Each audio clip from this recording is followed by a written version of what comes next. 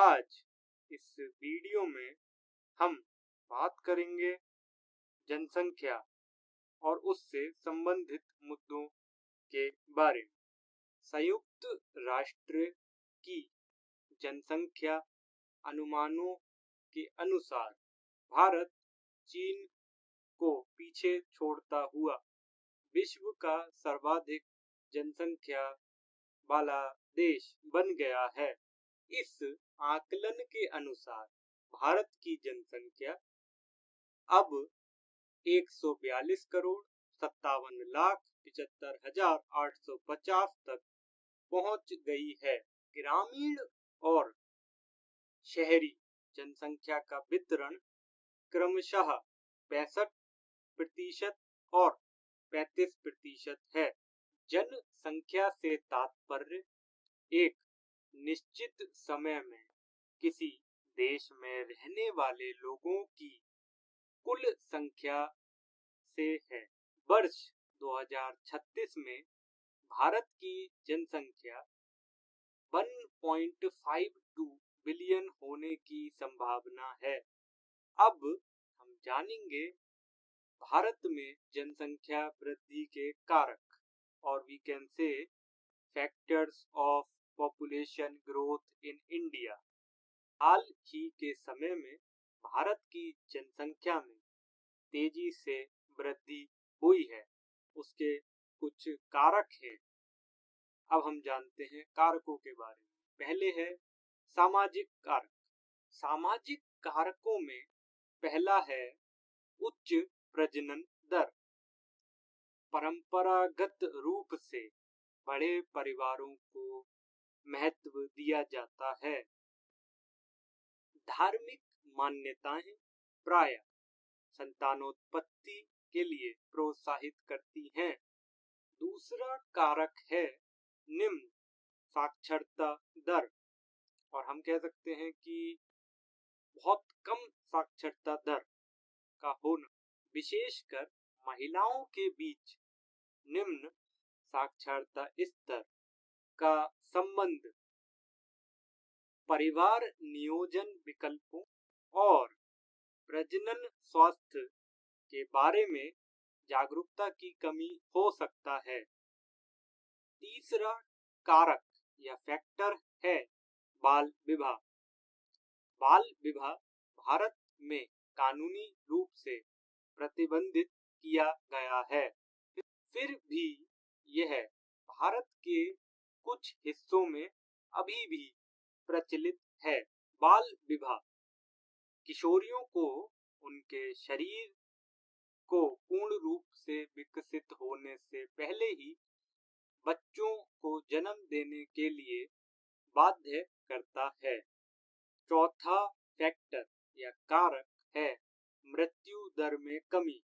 भारत में पिछले कुछ वर्षों में रोग निवारण, स्वच्छता और स्वास्थ्य देखभाल में काफी प्रगति हुई है।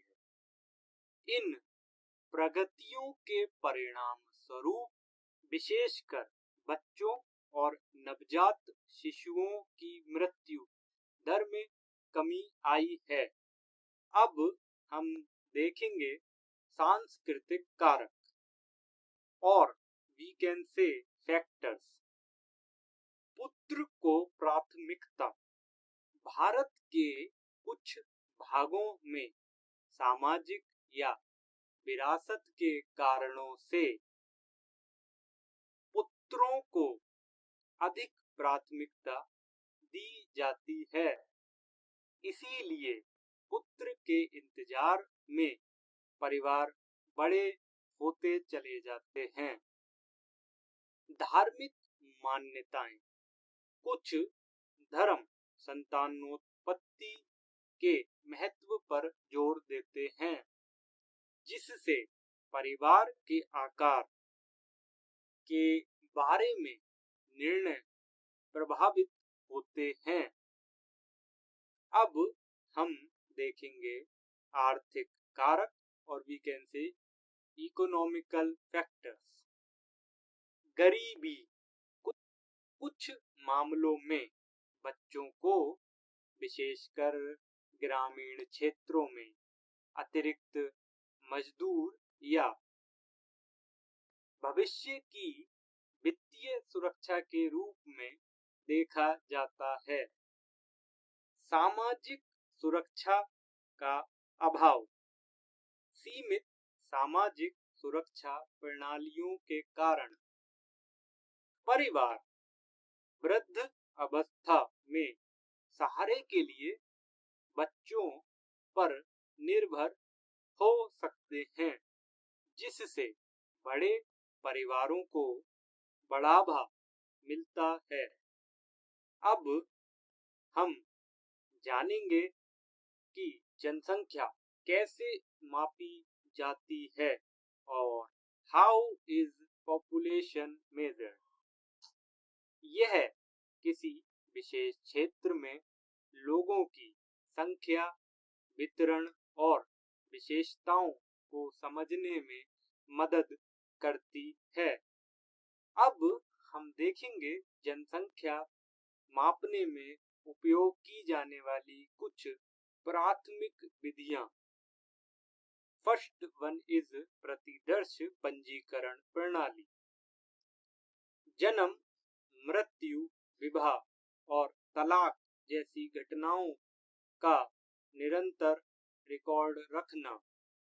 उदाहरण, भारत में नागरिक पंजीकरण प्रणाली और CRS यानी civil registration system. Second one is जनसंख्या पंजीयक। जनसांख्यिकी और सामाजिक आर्थिक डेटा सहित निवासियों के रिकॉर्ड के साथ लगातार अपडेट किया गया डेटाबेस। उदाहरण, फिनलैंड और स्वीडन में जनसंख्या रजिस्टर। थर्ड वन इज अनुमान और तथ्य। सांख्यिकीय मॉडल और ऐतिहासिक आंकड़े का उपयोग करके भविष्य की जनसंख्या प्रवृत्तियों का पूर्वानुमान लगाने के तरीके। उदाहरण, संयुक्त राष्ट्र वैश्विक जनसंख्या अनुमान। फोर्थ वन इज प्रशासनिक रिकॉर्ड।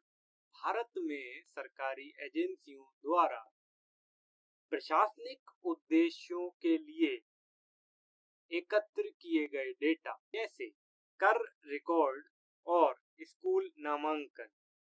उदाहरण, भारत में आधार प्रणाली। फिफ्थ वन इज जनगणना और वी कैन से सेंसस। प्रति 10 वर्ष में जनसंख्या की व्यापक गणना। उदाहरण, भारत की जनगणना और we can say census of India. Sixth one is सर्वेक्षण। आंकड़े एकत्र करने के लिए प्रतिदर्श आधारित अध्ययन। जनगणना के समान लेकिन छोटे पैमाने पर जानकारी प्रदान करना। उदाहरण, राष्ट्रीय परिवार स्वास्थ्य सर्वेक्षण और we can say NFHS national family and health survey. अब हम बात करेंगे जनगणना और सेंसस के बारे में। जनगणना जनसंख्या के सदस्यों के बारे में जानकारी एकत्रित करने और उन्हें प्रलेखित करने का एक व्यवस्थित तरीका है। राष्ट्रीय जनगणना आमतौर पर प्रति 10 वर्ष में की जाती है और इसमें घर घर जाकर आंकड़े एकत्र किए जाते हैं। यह कार्यालय गृह मंत्रालय के अंतर्गत या अंडर कार्य करता है।